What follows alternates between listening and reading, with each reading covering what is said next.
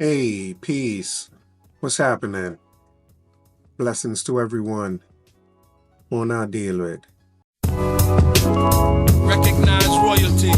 Recognize it. Recognize royalty. Gotta recognize it. Recognize royalty. Like they ain't got eyes to recognize royalty. I can feel. Recognize royalty. I can see.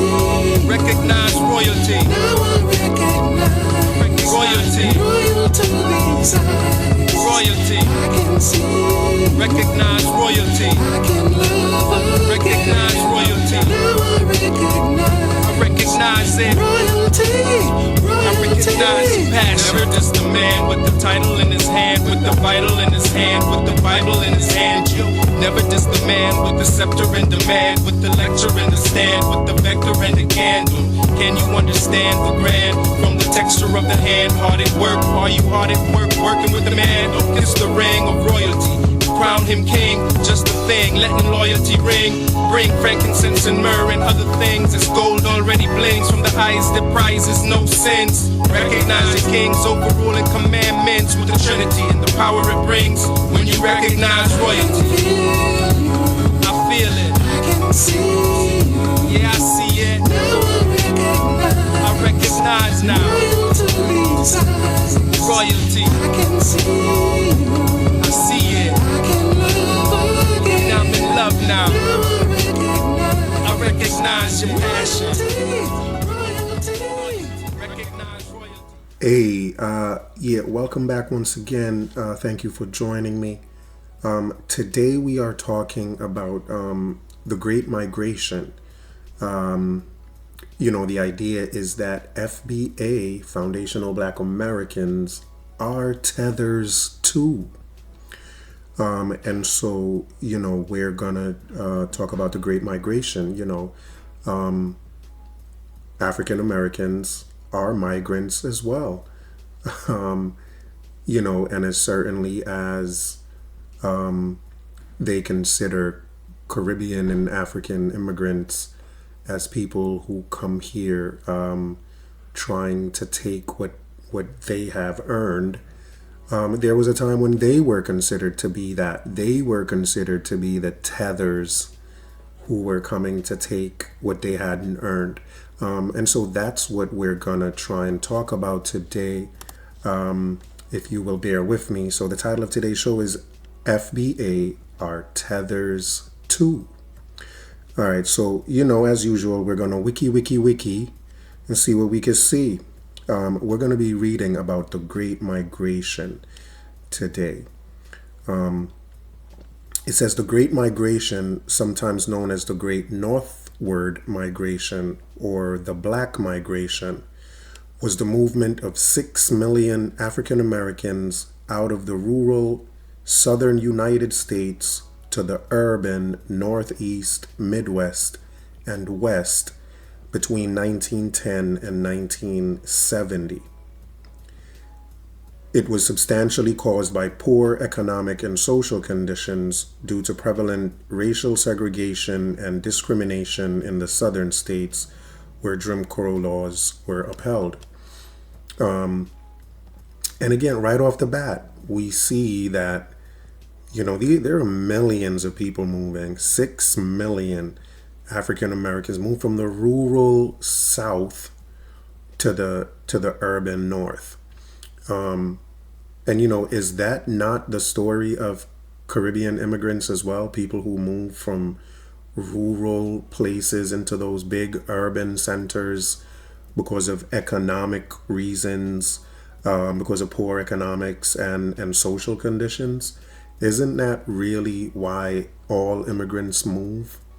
And what we're seeing here is a large, I don't know if 6 million of anyone ever moved to America. So African Americans that was a huge migration. That's a great migration. And so African Americans themselves are migrants. And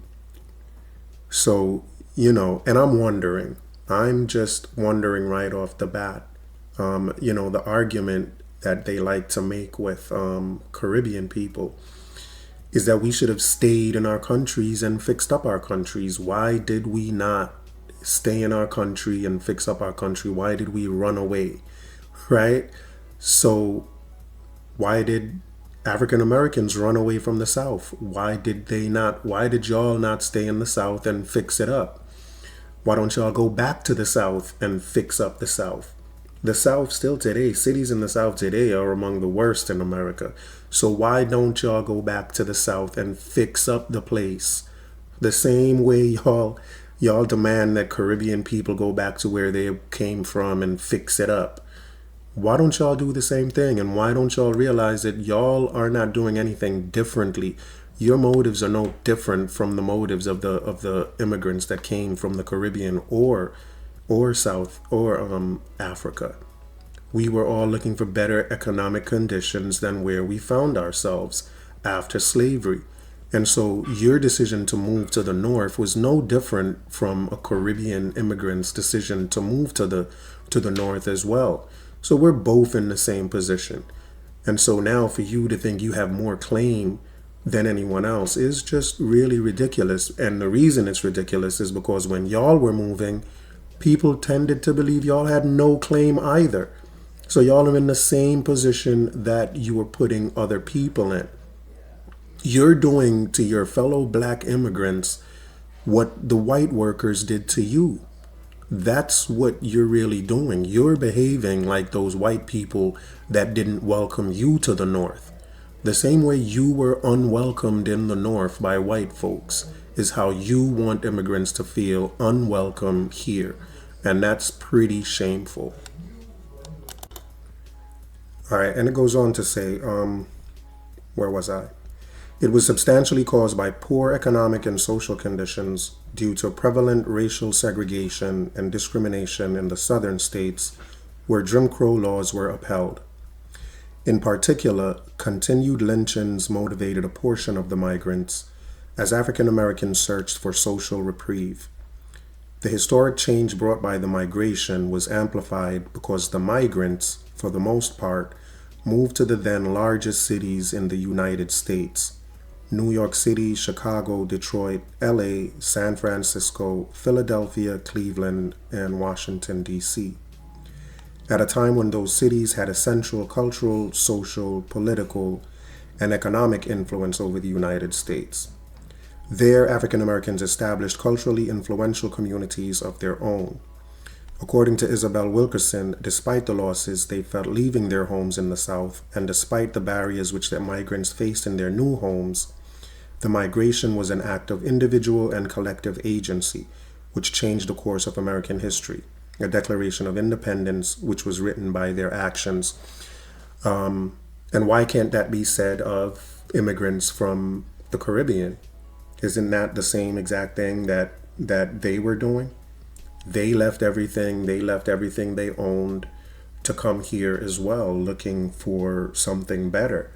And whether it was racial discrimination or whatever was happening where they were, it was still an issue, regardless of what it was. You know, they left their homes and came here as well, and created their own communities, created communities that they considered to be their own. And, you know, they were invited here as well. You know, they didn't just come just to see what was happening. They too were invited. The same way immigrants are invited today to come here and work is the same way those immigrants were invited to come to the North to find work as well. No different. And people came from the Caribbean, people were coming from down south, people were coming from everywhere to come to New York, to come to America in those northern industrial cities to find work. So the immigrants are in the same exact position as those African Americans or FBA. It says, from the earliest U.S. population statistics in 1780 until 1910, more than 90% of the African American population lived in the American South, making up the majority of the population in 3 southern states, namely Louisiana, South Carolina, and Mississippi. But by the end of the Great Migration, just over half of the African American population lived in the South, while a little less than half lived in the North and West. That was a great migration. Almost half of African Americans moved out of the South, just left. You know, correct me if I'm wrong, but I don't think it's half of Jamaicans that moved to the North. I don't think it was half of the Caribbean that moved here. I mean, correct me if I'm wrong. But, you know, again, why did y'all not choose to do what you ask Caribbean immigrants to do? Why did y'all not stay and fix up the place? Why did y'all run away? Why don't y'all still go back and fix up the place? You know, but I digress. Let's see what else it says. It says, but by the end of the Great Migration, just over half of the African American population lived in the South, while a little less than half lived in the North and West. Moreover, the African American population had become highly urbanized. In 1900, only 1/5 of African Americans in the South were living in urban areas. By 1960, half of the African Americans in the South lived in urban areas. And by 1970, more than 80% of African Americans nationwide lived in cities. In 1991, Nicholas Lemann wrote, "The Great Migration was one of the greatest and most rapid mass internal movements in history. Perhaps the greatest not caused by the immediate threat of execution or starvation. In sheer numbers, it outranks the migration of any other immigrant of any other ethnic group. In sheer numbers, it outranks the migration of any other ethnic group, Italians or Irish or Jews or Poles, to the United States." So again, y'all moved from where you were for the same exact reason that immigrants from everywhere else was moving from where they were, to find something better. And they didn't stay and fix up the place. Immigrants from the Caribbean didn't stay and fix up the Caribbean for the exact same reason that y'all didn't stay in the South and fix up the South. So when you make that claim, you have to answer that question as well. Why didn't you stay and fix up the place? Fix up your state. Okay, so you're saying, oh, it's your country. Fine. Immigrants are coming into a new country. You're moving within your country. Immigrants should have stayed and fixed up their country. You should have stayed and fixed up your state. Why did you run away from your state? Why not fix it up? Why not go back? Half of the people that moved from their state still refuse to go back there. The same way immigrants from the Caribbean and Africa refuse to go back to Africa and the Caribbean, American migrants refuse to go back to the South where they came from for the same exact reason. So y'all have no more noble cause, no more rights than they do. I mean, in terms of right to do what they did. None at all. Y'all are in the same position, in the same boat. It says, for Black people, the migration meant leaving what had always been their economic and social base in America and finding a new one. That is also true of Caribbeans and African immigrants. They left their social base, they left their homes to come and create a new one. But the insecurities, the fear, all of that they experienced as well, of moving to a new place where nothing is certain. All of that was frightening to them, just as frightening as it was to the African American who was moving from the South to the North. So all migrants were in the same frame of mind and had the same motives to do what they were trying to do. It says some historians analyze the Great Migration in two parts. A first Great Migration from 1910 to 1940, during which about 1.6 million people moved from mostly rural areas in the South to northern industrial cities, and a second Great Migration from 1940 to 1970, which began after the Great Depression and during it. At least 5 million, including townspeople with urban skills, moved to the north and west. And again, that outranked anywhere else. That outranked any other immigrants. And, they weren't welcome either.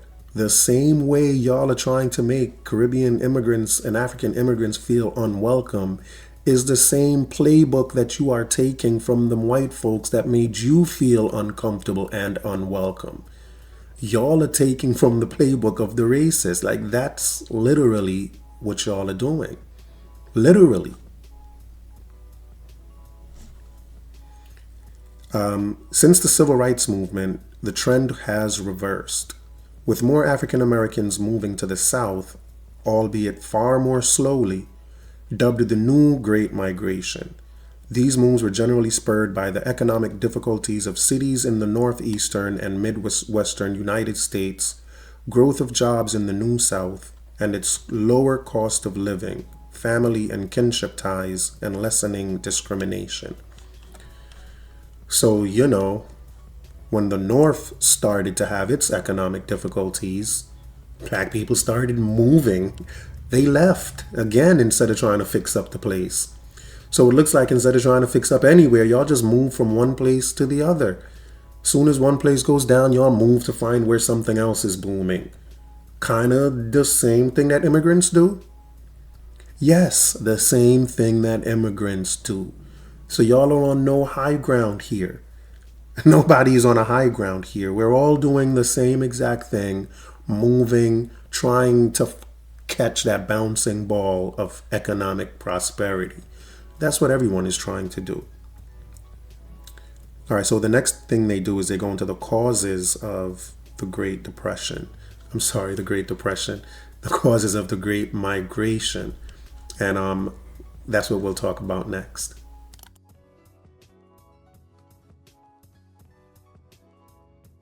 So it says the primary factors for migration among Southern African Americans were segregation, indentured servitude, convict leasing, an increase in the spread of racist ideology, widespread lynching. Nearly 3,500 African Americans were lynched between 1882 and 1968, and lack of social and economic opportunities in the South. 3,500 African Americans lynched between 1882 and 1968. I wonder if any of those were Caribbean blacks. Were Caribbean blacks lynched as well, or were these just African FBA people?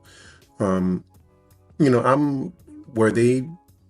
they make that much of a distinction back then between African Americans and Caribbean blacks?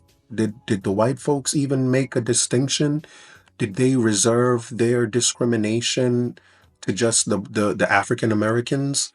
Or did they discriminate also against Caribbean Americans, Caribbean blacks and African blacks? Did they make a distinction in their discrimination? Or were all black people, victim of what was going on here? It says some factors pulled migrants to the north.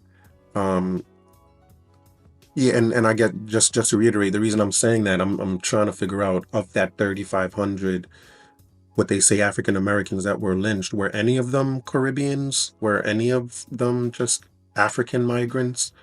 Is that possible? Or are these just FBA? Who knows? I'm gonna say, it's very possible in my view. I don't see why they couldn't have been Black Caribbeans in that mix of people who were lynched. And so I'm not sure why that could not be Caribbean history as well, or the history of Caribbean immigrants in America. So where was I? Some factors pulled migrants to the north, such as labor shortages in northern factories brought about by World War I, resulting in thousands of jobs in steel mills, railroads, meat packing plants, and the automobile industry. The pull of jobs in the north was strengthened by the efforts of labor agents sent by northern businessmen to recruit southern workers. Northern companies offered special incentives to encourage black workers to relocate, including free transportation and low-cost housing. And that's being done today in the Caribbean. There are companies that go to the Caribbean to recruit workers. The American government even gives out work visas of recruiting people to come to the north and work. So that was happening back then as well, I would assume. I don't see why not. Why would Caribbeans be making that long trek if they also weren't being offered work opportunities there like they are being offered today? So, the story of the Caribbean immigrant to America seems very parallel and very similar to the story of the African American migrant to the north. It's the same story. So if one of them is a tether, then the other one is also a tether. We a bunch of tethers in a pod. During World War I, there was a decline in European immigrants, which slowed the supply of workers for northern factories. So those northern factories were supplied by immigrant European workers. And then once the war broke out and those workers were sent to Europe to fight in World War I, there were job openings. And so those companies went to the South to recruit black workers. Around 1.2 million European immigrants arrived during 1914, while only 300,000 arrived the next year. So because of the war, the numbers of immigrants were reduced drastically. But those immigrants were the major source of the employment in those northern factories. Save World War I, if there was no World War I, the Great Migration would likely not have occurred. Because those industries in the north were being supplied by European immigrants. That's where the labor was coming from. The enlistment of workers into the military had also affected the labor supply. This created a wartime opportunity in the north for African Americans as the northern industry sought a new labor supply from the south. There were many advantages for northern jobs compared to southern jobs, including wages that could be double or more. That was what the Caribbean immigrants saw themselves, is the increase in their wages. That's why they moved. Same reason the southern blacks moved. The southern sharecropping system and agricultural depression, the southern sharecropping system and agricultural depression, the widespread infestation of the cotton boll weevil, and flooding also provided motivation for African Americans to move into the northern cities. And again, if we study the history of what's happening in the Caribbean, I'm sure you're going to see parallels of this as well, where there's just stuff going on that there are economic things happening in their countries, and they chose to leave looking for a better life. And they didn't just choose to leave to just anywhere. They chose to go where they were invited. Those northern companies were inviting Caribbean workers as well. It says the South's pervasive exclusion of African Americans from political power, their lack of representation, and a dearth of social opportunities in a culture regulated by Jim Crow laws also motivated African Americans to migrate northward. So why didn't you just fix up the place? Why did you run away from your state, from your home? Why didn't you stay and fix up the place? It sure was a mess. The First Great Migration, 1910 to 1940. When the Emancipation Proclamation was signed in 1863, less than 8% of the African American population lived in the northeastern or midwestern United States. This began to change over the next decade to such an extent that a U.S. Senate committee ordered an investigation into the causes of the mass migration from the South during the preceding decade, especially to Kansas, where many sought refuge. In 1900, about 90% of Black Americans still lived in southern states. Between 1910 and 1930, the African American population increased by 40% in the northern states as a result of the migration, mostly in the major cities. The cities of Philadelphia, Detroit, Chicago, Cleveland, Baltimore, and New York City had some of the biggest increases in the early part of the 20th century. Tens of thousands of Black workers were recruited for industrial jobs, such as positions related to the expansion of the Pennsylvania Railroad. Because changes were concentrated in the cities, which had also attracted millions of new or recent European migrants, which had also attracted millions of new or recent European immigrants, tensions rose as the people competed for jobs and scarce housing. Tensions were often most severe between ethnic Irish, defending their recently gained positions and territory, and recent immigrants and Black people.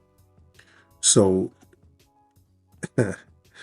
here we have it. The tensions were between those Irish who felt like they were defending their positions, because these were the positions that from their perspective, they left their positions to go fight in a war. And when they came back, they wanted their jobs back. When they came back, their jobs were being filled by migrants. In their view, these were Southerners, Southern Blacks nonetheless. And they were like, we want our jobs back. We just went fighting for this country. Y'all weren't the ones fighting for the country, and we want our jobs back. Get out of here. That was their view. And it sounds very similar, the same way those white folks felt like these Blacks were taking their stuff. It's the same way now Black folks think Black immigrants are taking their stuff and creating this tension about it. But where white folks were complaining that we were taking their jobs, FBA is complaining that we're taking their reparations. It would be one thing if they were complaining that we were taking their jobs and the opportunities. But their main concern is reparations. They don't want us to have reparations, which is something that they have not earned. So reparations isn't something you earn. Reparations is just something you're granted. So at least the white folks' position was more noble in that sense. They felt like y'all were taking their jobs and they wanted to work. You just think people are just taking your free stuff. And that's a major difference. And that, in my estimation, that kind of makes your position worse and less noble, in my estimation. Tensions and violence. With the migration of African Americans northward and the mixing of white and Black workers in factories, the tension was building, largely driven by white workers. And I'm wondering I'm not even wondering anymore, because, it says that the issue that these Irish workers were having was with recent immigrants and Black people. And so I don't think they separated Black immigrants from African Americans. When they had their issues, the Black immigrants were classed with the FBA migrants. I don't imagine that an Irish person complaining about his job being taken gave a crap about the difference between a Black immigrant from Jamaica or an African American from down south. I don't care. I don't think he made the distinction. They were just all Black people to him who were trying to take his job. And the tensions were felt by both groups, by those Black immigrants and the African American migrant Because they were all immigrants. They were all immigrants and people who did not belong there as far as the Irish were concerned. They were all the same people.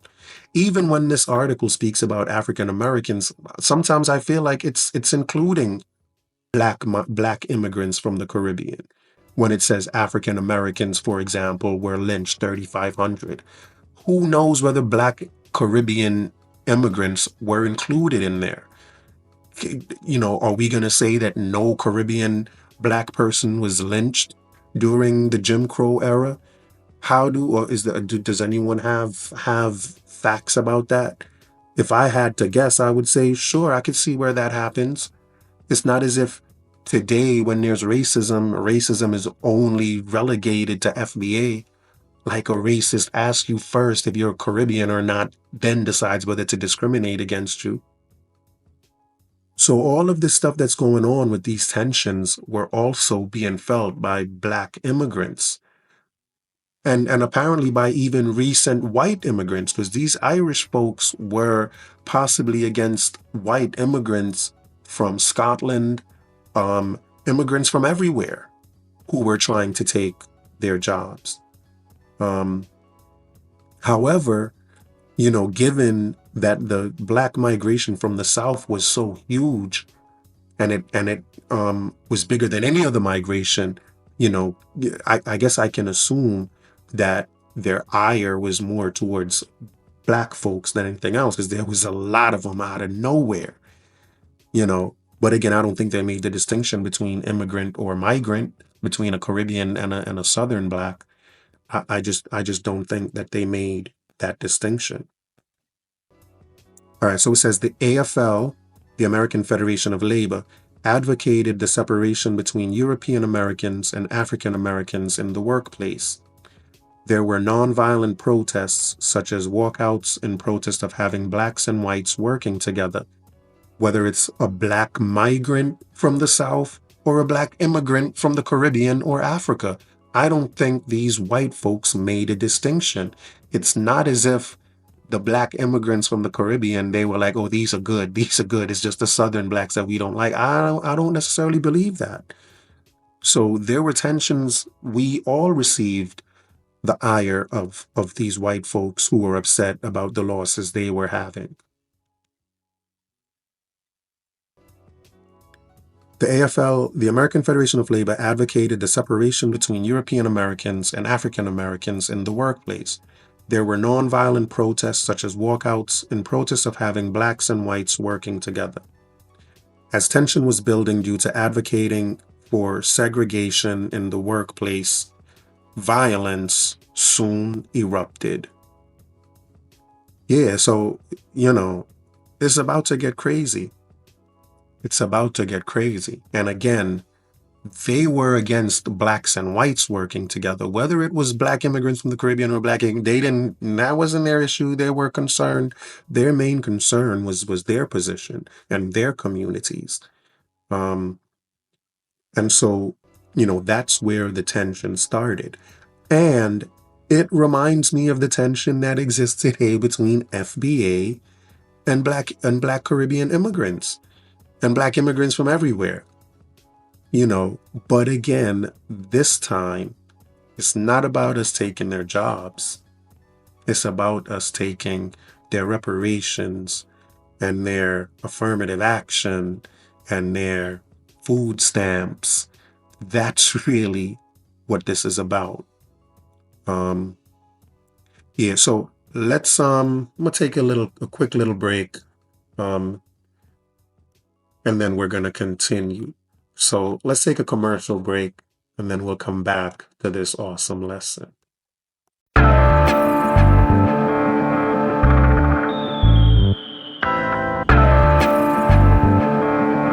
want you to listen very, very carefully. Just because we're black, they say we are slaves. Speak of righteousness, they say we are praise. Just because we're black, they say we are slaves. Speak of righteousness, they say we are praise. Brought us from the motherland in bondage and chains. They bury our culture and change our names. They claim we're free, yet we are in pain. As long as there's life, there's a lot to gain. Just because we're black, they say we are slaves. Speak of righteousness, they say we are praise.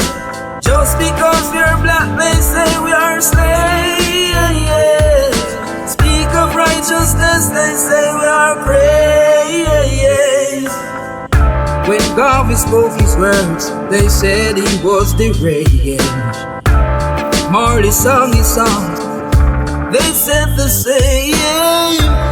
Malcolm X and Martin Luther fought relentlessly so we could be better. Just because we're black, they say we are slaves. Speak of righteousness, they say we are praise. Just because we're black, they say we are slaves. Speak of righteousness, they say we are praise. Brought us from the motherland in bondage and chains. Bury our culture and change our names. They claim we're free, yet we are in pain. As long as there's life, there's a lot to gain. Just because we're black, they say we are slaves. Speak of righteousness, they say we are praise. Just because we're black, they say we are slaves. Speak of righteousness, they say we are praise.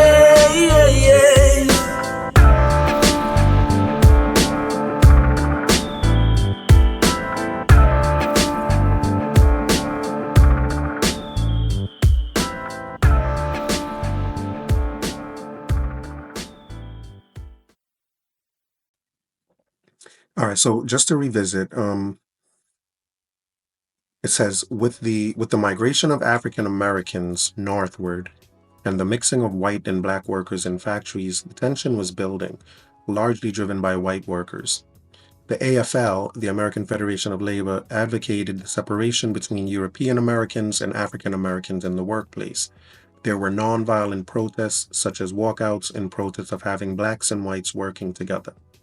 As tension was building due to advocating for segregation in the workplace, violence soon erupted. In 1917, the East St. Louis riot, known for one of the bloodiest workplace riots, had between 40 and 200 killed and more than 6,000 African Americans displaced from their homes. And again, when it says African Americans, is it only talking about the ones that came from the South? Is it only when it says African Americans or blacks?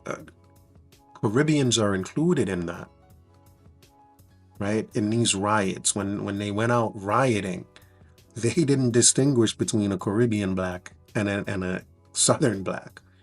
They didn't make a distinction. They just went rioting. And those among the 6,000, among the 40 to 200 killed and the 6,000 displaced, there were Caribbean blacks as well, going through the same issues that the Southern blacks that migrated were going through. Because as far as these white folks were concerned, we're all migrants. And none of us belong there. We're all the same. And none of us belong there. It says the NAACP, the National Association for the Advancement of Colored People, responded to the violence with a march known as the Silent March. More than 10,000, and why would the NAACP get involved? The National Association for the Advancement of Colored People. The advancement of not FBA, of just black Americans from the South, is the advancement of colored people. So, and they advocate for everyone, for all colored people, including Caribbean immigrants. So we can safely assume that these tensions were against Caribbean people as well.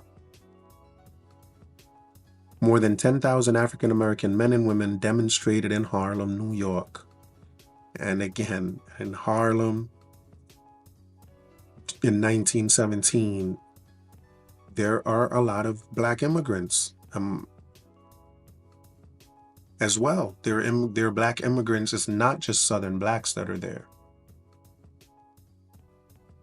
Conflicts continued post-World War I as African Americans continued to face conflicts and tension while the African American labor activism continued. In the late summer and autumn of 1919, racial tensions became violent and came to be known as the Red Summer. This period of time was defined by violence and prolonged rioting between black and white Americans in major U.S. cities. The reason for this violence varied. Cities that were affected by the violence included Washington, D.C., Chicago, Omaha, Knoxville, Tennessee, and Elaine, Arkansas, a small rural town 70 miles southwest of Memphis. The race riots peaked in Chicago, with the most violence and death occurring there during the riots. The authors of The Negro in Chicago, A Study of Race Relations and a Race Riot, an official report from 1922 on race relations in Chicago, came to the conclusion that there were many factors that led to the violent outbursts in Chicago.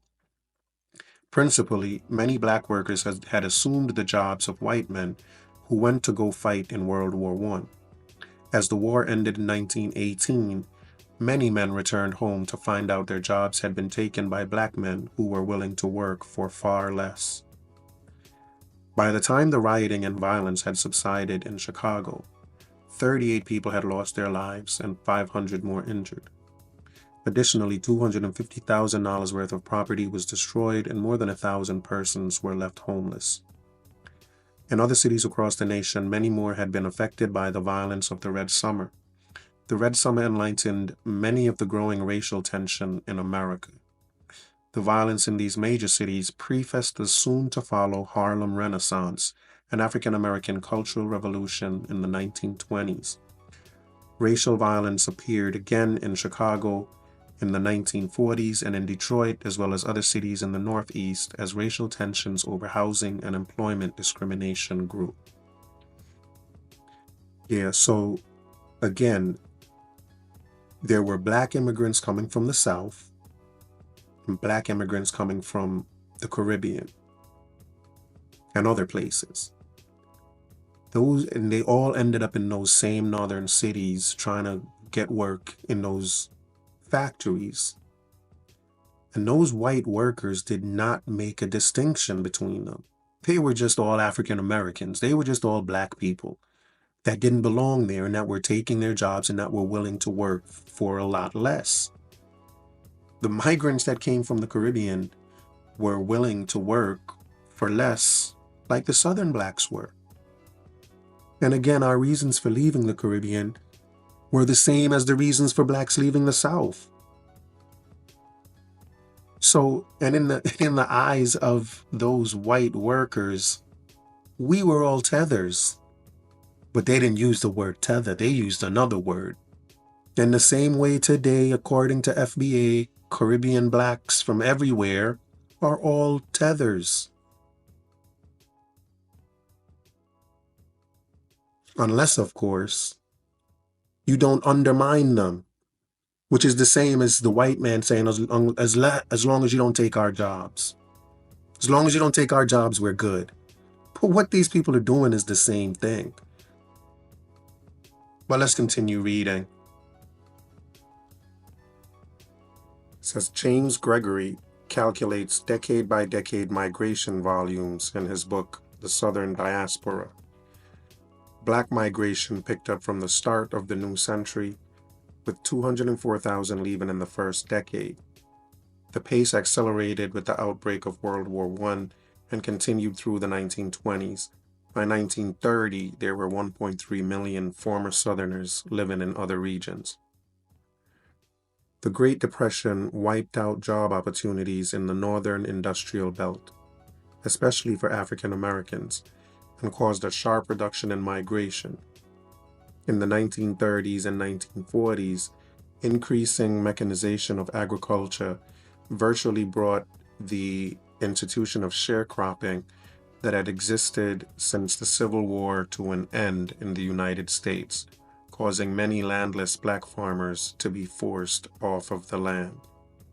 As a result, approximately 1.4 million black Southerners moved north or west in the 1940s, followed by 1.1 million in the 1950s, and another 2.4 million people in the 1960s and early 1970s. By the late 1970s, as deindustrialization and the Rust Belt crisis took hold, the Great Migration came to an end. But in a reflection of changing economics, as well as the end of Jim Crow laws in the 1960s and improving race relations in the South in the 1980s and early 1990s, more black Americans were heading south than leaving that region. African Americans moved from the 14 states of the South, especially Alabama, Mississippi, Louisiana, Texas, and Georgia. So, the main point here is that, we can make a distinction between immigrants that move here from another country and migrants that move here that move from state to state within a country. We can try to draw distinctions if we wish and, state that because you were within a country moving from one state to another, that makes you more foundational. But I believe that's a bunch of goobly goop. I think, migration has been a part of human history since the beginning of human history. And, people move from one place to the other for the exact same reason, whether it's from one country to another, or from one state to another, or from one city to another within a state. People move for the same exact reasons, for a better life. And so no migrant is more noble than any other migrant, because at the end of the day, we are all migrants. And Black Americans are migrants to the North, and the North is where the industrialization of America took place. And that is what America is built on. And Black Americans are migrants to that as well. So they are no more foundational than the immigrants that came to the North looking for those industrial jobs as well. I keep saying it, Black Americans were foundational to the slavery that existed in the South, but not foundational or no more foundational than anyone else to the industrialization that was going on in the North. And, the argument can be made and has been made that, the white folks that came back for their jobs after the World War saw themselves as being more foundational to those jobs and to America simply because they're just coming back from fighting a war. And so, again, at the very least, Black Americans are no more foundational than anyone else. And, an argument can be made on the flip side, if you ask me. But who's asking me, right? But yeah, that is fundamentally what I want to point out. Them same white folks saw Black immigrants from the Caribbean and everywhere else the same way they saw Black migrants from the South. These were just people that were there taking their jobs who did not deserve their jobs because they just came from fighting for their country. And because of that, they were more foundational to the country and more deserving of those positions. And they didn't see a difference between immigrant Blacks and migrant Blacks from the South. We were all tethers in their eyes, if you will. And now, the only difference with them and FBA is that where they were protecting their jobs from immigrants and migrants, FBA is really only concerned with protecting what they call their tangibles. whatever those tangibles are, which I can guarantee you are not jobs. You know, these tangibles are free stuff. So again, and for that reason, I think jobs are more foundational to America than tangibles. And so, you know, I think for that reason, again, just because of their claims and what they're claiming, that makes them less foundational than everyone else. But at the very least, I'm gonna say we're all foundational to this place, and we all have a stake in creating what has been the greatest country in the world. So when they accuse you of being an immigrant who left his country, who left his homeland, um, and caused a brain drain on their homeland, um, remind them that they are migrants as well, who left their homeland as well. The South was their home that they left for the same reason that Caribbeans left their homeland. And if Caribbean people leaving Jamaica today is causing a brain drain on Jamaica, it's causing no more of a brain drain on Jamaica than an American migrant moving from New York to Chicago, or from Baltimore to New York. When people move from state to state, we don't complain about brain drain. We just understand why people move, and it's for the same exact reasons why everyone moves. The exact same reasons. But we can rest assured that FBA are Tethers too.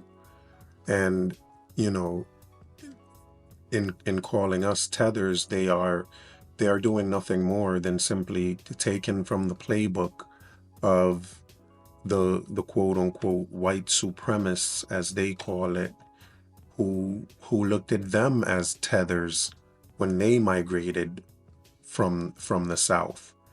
You know, they view immigrants the way, and I won't even call these people white supremacists. I'll call them what they would consider people to be white supremacists. Um, but they are looking at immigrants the same way that those white folks looked at them. But for what I would say are way, and I've said it before, their reasons are way less noble than what the white folks was working with. The white folks were saying these people are taking our jobs. And FBA is just about their tangibles, which is their reparations and their food stamps and their affirmative action. Like, that's the stuff they're concerned about losing. Those white folks were concerned about losing their jobs, and they were losing their jobs. And they did look at those blacks from the South as tethers, for lack of a better word, that were there taking what was rightfully theirs. That was their complaint as well. And it led to tension the same way it's leading to tensions today. The same exact way, but they're taking from that playbook. And it wasn't just the white people that looked at immigrants or these migrants as tethers, but so did the black folks that lived up north, the blacks that were indigenous to the north, for lack of a better word. But the blacks that were living up north weren't very welcoming of this flood of migrants from the South that came up there. They had their concerns as well, and legitimate concerns. They were concerned with, just how uncultured the blacks from the South were. Because if you remember, according to Thomas Sowell, the culture of the blacks from the South was redneck culture. So when they moved to the North, they moved with that redneck culture, which wasn't very welcomed by even the blacks in the North. The blacks in the North saw them as a problem too. They were eating on buses. They were, cursing publicly, just like public things they were doing in public was just, not ordinary for the North. But they brought that lifestyle up from the South, which, even even the blacks in the North were like, man, y'all making us look bad here. And y'all are just here making it bad for us. And they weren't very welcoming of these natives either. So even from the perspective of those blacks that lived in the North, the blacks that came in from the South were tethers as well. People who came in and were just messing stuff up for everybody. Yeah, because the blacks in the North felt like they were gonna start to be seen as those blacks from the South as well, that they were gonna be, grouped together with them and start to get treated like them. Because again, they weren't very cultured. They were doing stuff that was bringing down the standard of living in the North, in those communities. And there were just so many of them that came in. And so the blacks in the North weren't very welcoming of them either, and saw even them as tethers who were messing up what they had. And so we should also, keep and remember that perspective as well, where FBA was seen by the blacks in the North and by the whites as being kind of invaders, as just immigrants, if you will. They didn't see them as much differently as they saw other immigrants that were coming in trying to take their jobs. But that's what they were seen as. When FBA say that they are foundational, we have to remind them that they are migrants as well. They are migrants to America as it is today. Right? You can't be foundational to a place that you migrated to. You just can't. And you migrated to the North. And in migrating to the North, you migrated to what America really is. Right? You migrated and started to help with the building of America when you left to the North. But the South, you were foundational. The South is really the foundation of Black Americans in terms of slavery. Right? The South is foundational to slavery. And that's what Black Americans left to go to the North. Right? So you're no more foundational than anyone else that immigrated here, because you all are migrants too. You're no more foundational simply because you are migrants as well. And that's pretty much the ultimate point here, is that we are all migrants, all of us, and all of us came here, and you moved in more numbers than anyone else. But we all came here looking for the same thing. And by here, I mean the North. We all came to the North looking for the same thing. And again, it's the North is the vision of what America is. America today is based on the vision of the North. What was happening in those industries in the North is what built America. And Black Americans, FBA, migrated to be a part of that building of America. So they are no more foundational than anyone else. The Confederacy that slavery was building died with the Civil War. The Confederacy is what slavery was building, and that's what slavery is foundational to. But they left that, and they left that the same way Caribbean immigrants left that, what was in the Caribbean, to come here to be a part of the foundation of something new. Yeah, and that's ultimately what I wanted to talk about with this video. And I think it's best that I just leave it there for now, at least. So I am planning on I do want to do a part 2 to this, because I am intrigued by this great migration. And there's a lot more to say about it. There's a lot more that has been said about it. So it's likely that I'm going to do a part 2 to this video, so please look out for it. Like this video, please subscribe, hit the notification. I plan on going live every now and then where you can ask AD anything. So, again, like, subscribe, hit the notifications, and share the video. Really appreciate it. Thanks for being here. Blessings. Bless yourselves.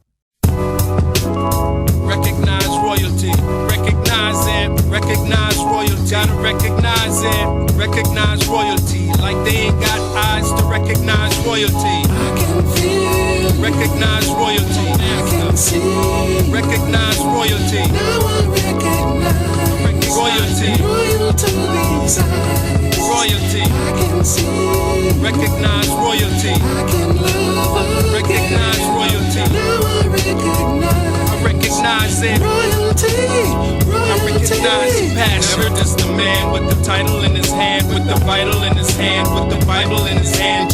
Never just a man with the scepter in demand, with the lecture in the stand, with the vector and the candle. Can you understand the grand? From the texture of the hand, hard at work. Are you hard at work, working with the man? Don't kiss the ring of royalty. Crown him king, just a thing, letting loyalty ring. Bring frankincense and myrrh and other things. As gold already blings from the eyes that prizes no sins. Recognize the kings, overruling commandments with the Trinity and the power it brings. When you recognize royalty, I feel it. I can see, yeah, I see it. I recognize now. Royalty, I can see, I see it. I can love again. Now I'm in love now. I recognize your passion. Royalty. Recognize royalty, sunrise royally. Sitting on top of the world, I'm five morally. Status of a king for surely. Morally, we pop dumb things till we stop the impurity. We pop them just for recognition. Listen to the missionary on a mission with the visionary vision. Do you recognize intuition? I reel in men when I went out fishing. I'll tell you why they rocked the boat. Cause they didn't understand what the prophet wrote. What's the conniption? Choose the Jews' crucifixion and refuse recognition at son child's christening. In the mix, some and some insist they fix the system from malarkey back to my monarchy. Yeah, back above me. Don't soil my purple and blue, and I will recognize your royalty too. I can feel you. I feel it. I can see you.